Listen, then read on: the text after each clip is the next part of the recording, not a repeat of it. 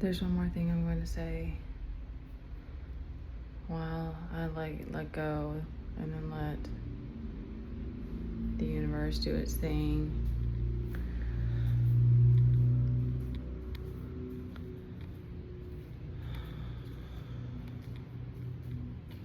I really feel like there's not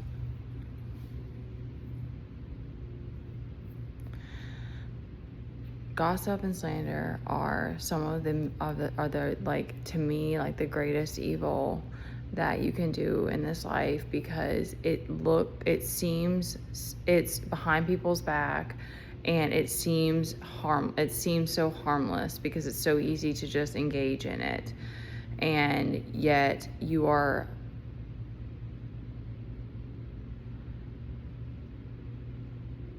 I don't know how I know this. I just know in some ways that is why, like, I've stayed in the space of scarcity, and I've stayed because my own baby daddy telling me to get a job while he's at a job and stalking me every day, and when he chooses to, throwing a bunch of insults and bullying me. So I have a job.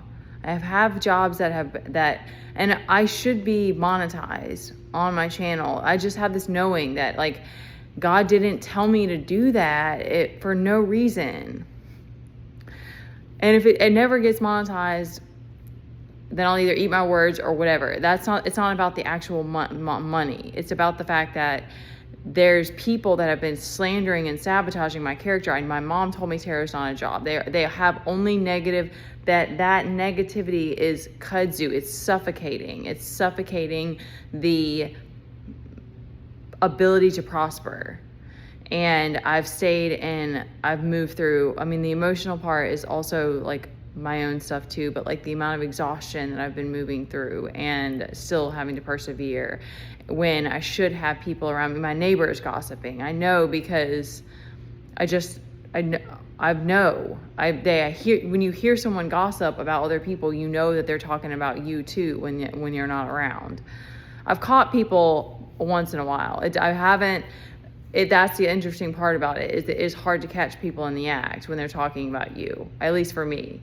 But I have caught people a couple of times. So that's how you know it's it's an evil that's so highly accepted, but that's to me why it's so sinister, because you don't know the ways that you're hurting someone who is divinely guided and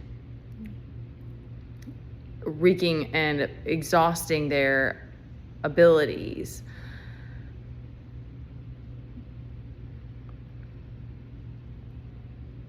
I don't think anyone who is moving with God is supposed to be poor. I just don't, and none of that makes any sense to me. And it's not because I'm like, I need because that's the point. Like, I'm not like I need a ton of money, but you are supposed to be sufficiently supplied. Like, you're supposed to have provisions just like everybody else has provisions. So, I'm going to stand up for myself whenever that doesn't matter. But yeah, I'm going to stand up for myself about my work, because I have 3-4 channels open now, 5 actually, if I consider YouTube, that are options for making money. And that's more than enough. That should be sufficient. So, yeah, I wanted to share that. And that's why we have to leave. Like, that's one of them, probably multiple reasons why we have to leave our hometown. Because my dad was providing for us and he was getting us by. But when I spoke out, like, that's how powerful your voice is. Like, when I spoke out that I wanted a job, my dad gets sick, and now he's taken care of, and that's important to me. Let me add this at the end. I may go back and try to see him. I called the place. I found out from my brother where he is, and my brother said, go see him. Yeah, he'd like to see you. And I called the place and I asked if I could make an appointment. They're like, no, you just come in. I fucking go there and I go in. There's a list of people who can and can't see my dad. I'm not on the list of people who can see him. I guess I wasn't on the other list either because she couldn't find my name. She went back and checked to try to clear it. She said, yeah, it's fine. I told her who I was and, my last name, and she didn't check my ID, but she could have. I'm like, we have the same last name. But anyway,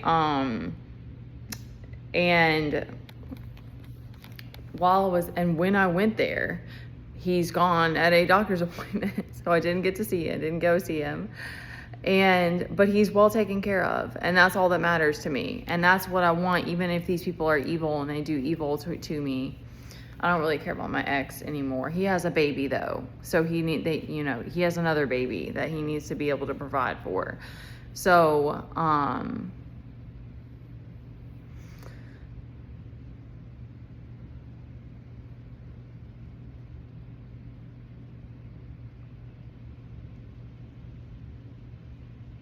my point is that the devil takes that phrase that the devil takes care of his own, because these people will make up all these sob stories or pity party that they're so down and out when, or like but, or like how Sandra's like, we're on a fixed income, which they have helped financially, but it's like, when I'm barely making it and just getting by, like that's not good. It's not good enough. Like it's not because of these people I don't appreciate their support. It's not that. It's that I should be sufficiently supplied. It's not, I shouldn't be in this constant fear of scarcity that I'm having to transmute. Sometimes it's every fucking day. Like it's an insane amount of fear that I'm having to transmute, and that shouldn't be. So I should be in a space where I'm able to be, I have people around me that are speaking love and life and not death. Like they're speaking death. Someone telling me tarot is not a job, it's death. It's not, there's not even an option for rebirth in that energy. I know I don't know if that's the right way to word it for it to make sense, but it's like, it's suffocation. That is they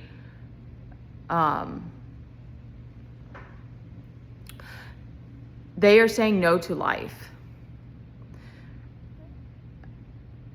Their existence is constantly saying no to life and no to growth. They don't ever want to have to, like, okay, this is one more example that's coming to me. I remember when I was already going through a lot, like, with my ex when I first moved back, and he was trying to make life harder on me, and like asking for me to like do all these FaceTimes with Teddy. And I don't remember all the things. I just remember I would go, my mom was involved because I was living with her, and I didn't know that, that I knew my mom and I didn't get along, but I didn't know more than that. So I would share things, or she would know about things because I was living there and whatever. And yeah, things now, that was chaotic. Anyways, sometimes it's wild for me to think about the things that I've fucking lived through. It's insane. Or any of us who have been through narcissistic abuse. Shoot, I'm gonna lose it.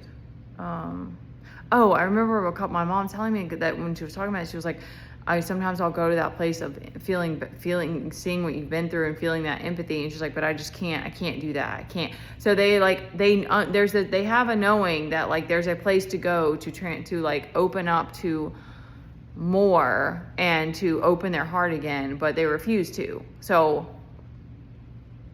they're choosing death. Why that's a thing on this earth, I don't know, but whatever. Like, I don't want people around me that are constantly saying death, death, death, death to this person. I want people who are speaking love and life over me. Love and light. I'm not all about love and light, but because I think that the dark feminine and masculine is my favorite energy to be in, but that still is a God. Like that still is a erotic, exciting, expressive, creative energy. It's not